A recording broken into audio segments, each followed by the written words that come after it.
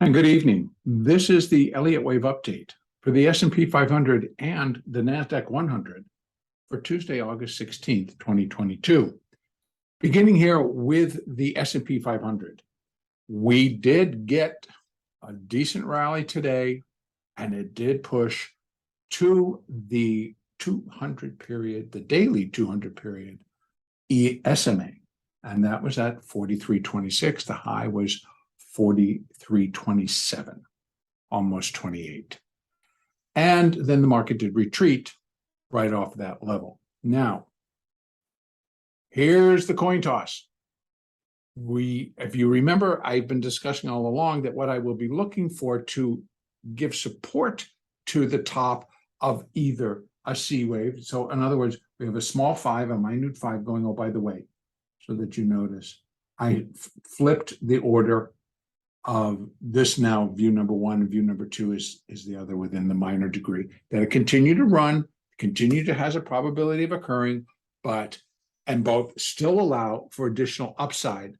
But because of the degree, I am changing it because this is quite large. So not impossible, not breaking any rules, but that's just how I view it. And then I change the labeling to reflect what the market is doing. So again, I'm not changing direction. I'm not changing any of the previous analysis in terms of how high we could go or how low we could go for each one of these counts. So all of that remains the same. So we did reach a high at 43.27.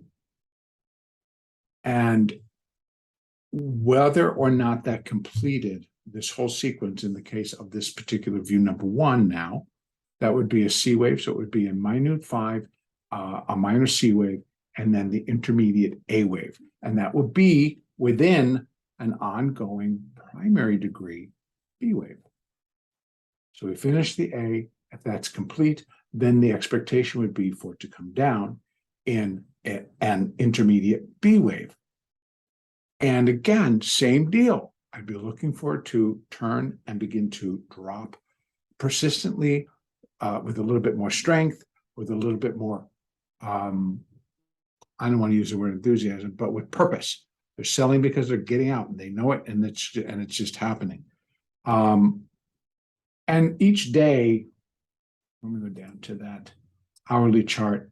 It's not that we don't see it, because we do, but it never gets real far. But still, intraday, a $30 ES dollars, it's a nice move.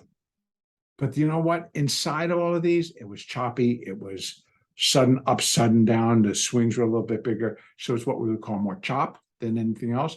But it was possible. It was possible to earn some money today. Now, as far as what we can expect or what we look for, today, we barely got below the hourly 20 before we retook it, and then stayed above it, and then closed above all of them on the hourly basis. So again, not a whole lot to be adding to what can happen. But here we have still that resistance at 43.62. One last part that I will add, as I will put in, let's see if I can catch this. I don't think I can catch this on the hourly chart, the bottom of wave 2. I can pull it over a little bit. Hold on 1 second. No, not going to let me.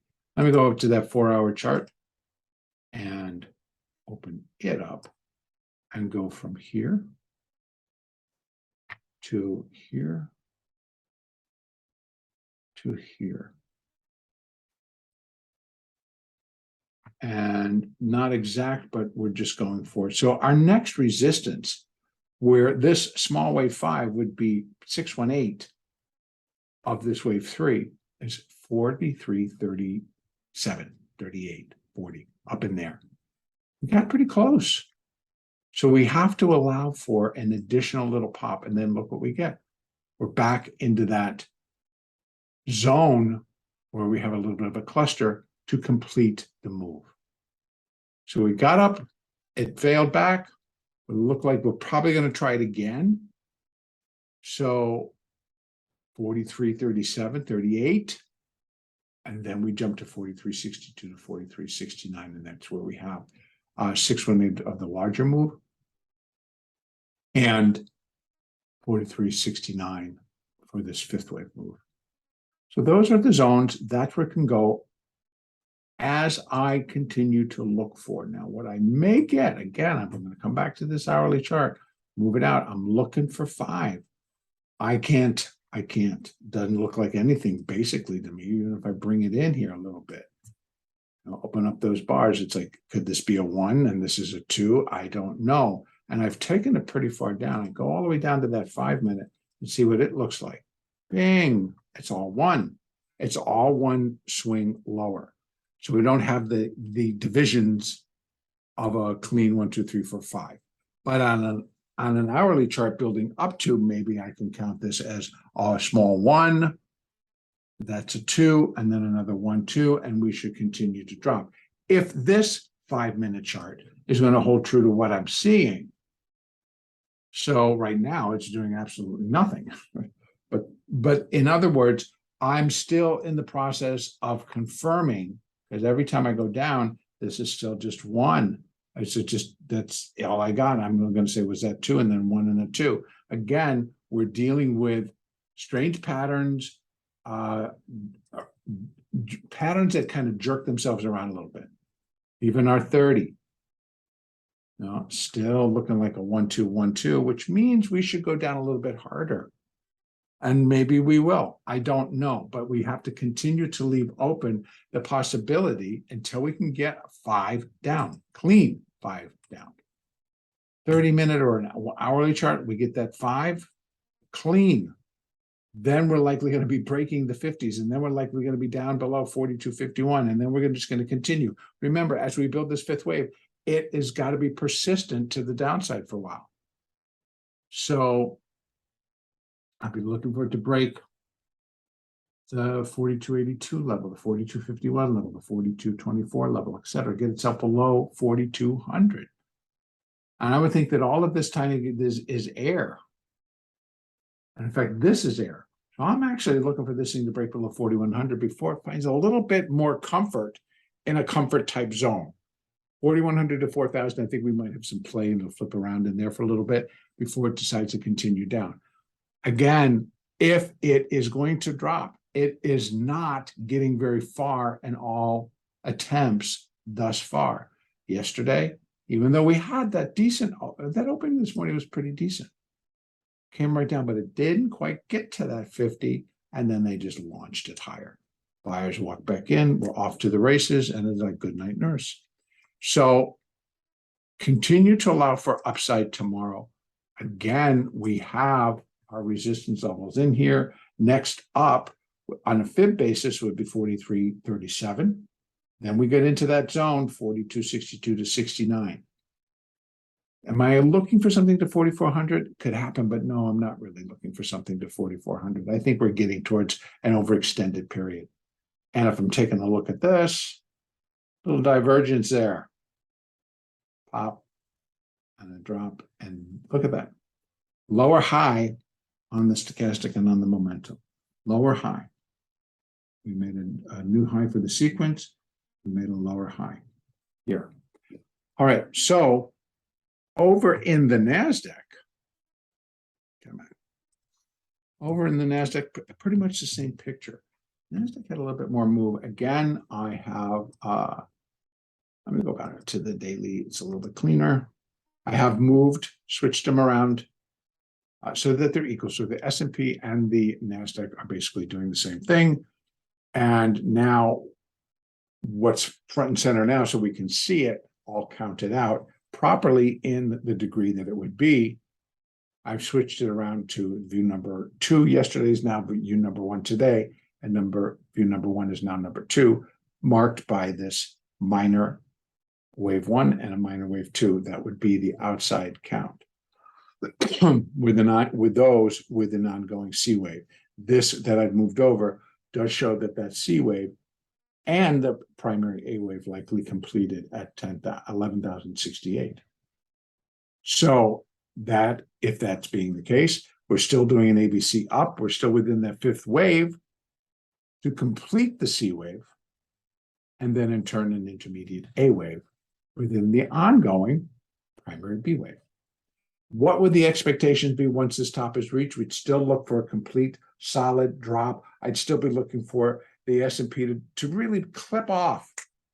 Actually, the NASDAQ, sorry, S&P, the NASDAQ. I'm looking for the NASDAQ to clip off several hundred points just pretty quickly. Again, I do believe this is air. This is like on air. We're just pushing, and it's just like squeeze, and you have just buy it. So the sellers have kind of stepped away, and they're holding out here. But I do believe that there, and we see that when they come strolling in and bam, bam, bam, bam, bam. So again, same deal today in the NASDAQ as we saw over in the S&P. Nice start. Here we are, yesterday's close all night long. We open, we start to sink, we break the hourly 50s, and I'm like, okay, hallelujah, we're looking good. And then suddenly, pink, we stopped, and now we're back above them. As soon as this began, and it actually got above 612, but actually it was even better. It was when it got above 582, 585. That was like the tell. It's like, don't get in the way. Because they weren't going to stop, and they didn't. So 11 to 12 noon, boom, they just kicked butt to the upside. And so it took up 100 points. And then that was pretty evident that it was eventually going to break that high, which was what, 07, and this high then came in at 03, so it didn't do it. So it's leaving this in a very precarious position, but then it did, hey, one more good old push for the kipper, and they got up to 740, almost 741. And then they rejected it. So again, market is being the market, but I cannot, on the hourly, count 5 down. And even if I push this over a little bit, try to clean it up, make the bars a little bit skinnier, can't tell. Same deal. I had to go all the way down to the 5-minute to possibly see, it's like, well, okay, look, it looks exactly the same as the S&P, right? Then it went down, came up in 3, down, down, down. So 1, 2, 1, 2. Again, if that's the case, I would think that it's not going to get up very far before some hard selling comes in and drops it down. So if this is 1, 2, or A, B, 1, 2, 3, 4, 5, we'll get an ABC down and another push higher. So we got a lot going on, a lot to just kind of watch and wait, but tradable. That's the key I want to say, that they're tradable, both in the S&P and in the NASDAQ. And I will be honest with you, first thing this morning, it wasn't totally tradable. It was a little bit like, oh, come on, let's go, give me a break. And the market took its time. And it kind of worked its way lower, but it kept trying to go up and work its way lower, work its way lower. So it was very choppy. And when you have a choppy opening, it kind of makes you stand back and you're just going to wait and let to see what happens. So once that buy side came in, once it broke, you step in. And on that stepping in, again, like I said, it was 13,585 around in that area. You got a nice ride. And the market just kind of cruised and moved higher for the balance of the morning session here on the West Coast and to mid-afternoon on the East Coast. So that part was good trading. And the sell after coming off, it was nice. But it stops and they run it. They run it back up and into the close. So the buyers are still there. It continues to throw caution. It continues to really let us know that there's a possibility that this will go through Friday's expiration. Now, tomorrow, God bless them, we get the Fed minutes. But you know what? We already know. But this supposedly gives us that inside look to what each of the governors were thinking, or what their opinions are, what they think. So that is always marked in red by a counter day because it's a market mover, just like any Fed announcement is a market mover. So things that are marked in red are market movers. Things that are marked in green, most people won't care. And anything less than that, it's like, won't even be noticed. So the Fed announcement is in red. So, and that comes at 2 o'clock Eastern tomorrow and 11 o'clock here on the Pacific. In the meantime, I think that we need to continue to leave open the potential. We could drop, say we drop all the way back to 3520, 13,520 to complete this little ABC or to complete this 1, 2, 3. I don't know. If we get a rally and they start to push and they bring it back above 13,600, 13,700, and we're off to the races and we go up and try to make a new high yet again. I wouldn't worry about it. Trade it. Trade it. If they're going to do it, why wouldn't you want to be able to ride it? Make your money and say, thank you very much. And I'm dead serious. I keep getting labeled a perma bear. I actually am not a perma bear. I'm telling you that I will trade the upside. I won't stand here and complain about it. I will trade the upside and I will make money.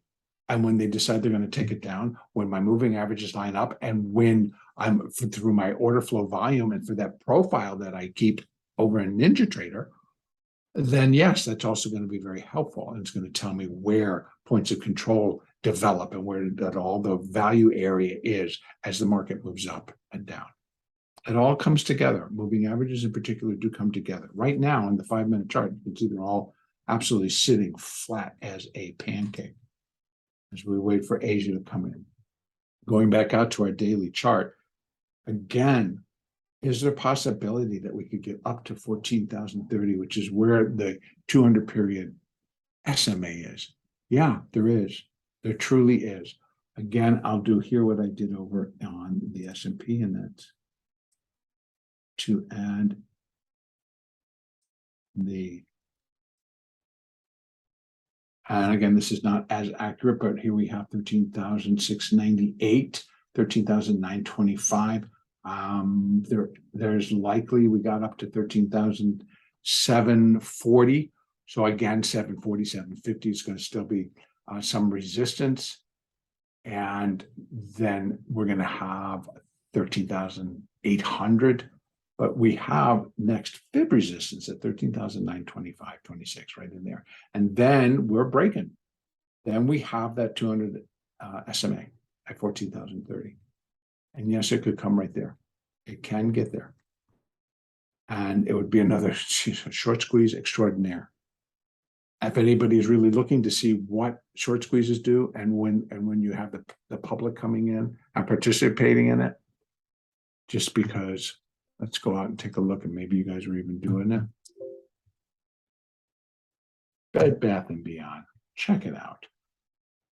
That's what the market did today. Got up to 28.54. This is the Reddit crowd stepping in and got a half. And they're doing it just because they don't like shorts. Look at the volume. The 30 level. 493 volatility. Oh my God. Seriously. This is not a sign of bullishness. This is a sign of absolute squeeze and people just throwing money because all you got to do is jump in, and that volatility guarantees you're just going to get even more because they're going to keep buying it. So that's the theory. And it just filters through and goes everywhere else. So, well, that was interesting. Okay. So anyway, can it get there? Sure. Now, tomorrow, again, Fed announcement. It's not the Fed announcement. It's a Fed minutes. We do have a couple of numbers, and let me just double check what they are. They are going to be on housing starts, industrial production. That was today. Tomorrow we have retail sales before the market opens. And then we have EIA petroleum, FOMC at 2 o'clock Eastern. 20-year bond auction. Not that going to be that important, but it'll be interesting. So we only really have retail sales tomorrow. In the meantime, continue to follow the moving averages. They continue to freely point higher, and they're still on the daily chart on the NASDAQ. We're dealing with now the 200 SMA, and we can allow that to go up. Any signs of going down, we still need to see the market form 5 waves down. It may be in progress now, but that doesn't leave us any room below like 13,500-ish before we would need to turn and go back up, because you start coming down too far and you're breaking below levels that you shouldn't break. That would just kind of invalidate it. And I would say right now, if I'm looking at it, 13,435. I would say right in there, or thereabouts. That's the point I'm looking at. And I just screwed that up. Sorry about that. This one. Yeah, actually.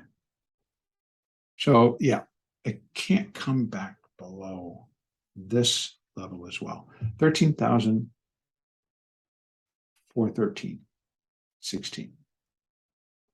Break below there would confirm that that high is in, and we're just going to tumble, because this would be, again, if we're just doing a quick 5, 1, 2, 3, 4. Just got to say a 5. The 4 cannot drop below wave 1. All right, I'm going to leave it right there. This concludes. Thank you for letting me combine this, and have a great trading day tomorrow. And the next update will be on Wednesday, the 17th.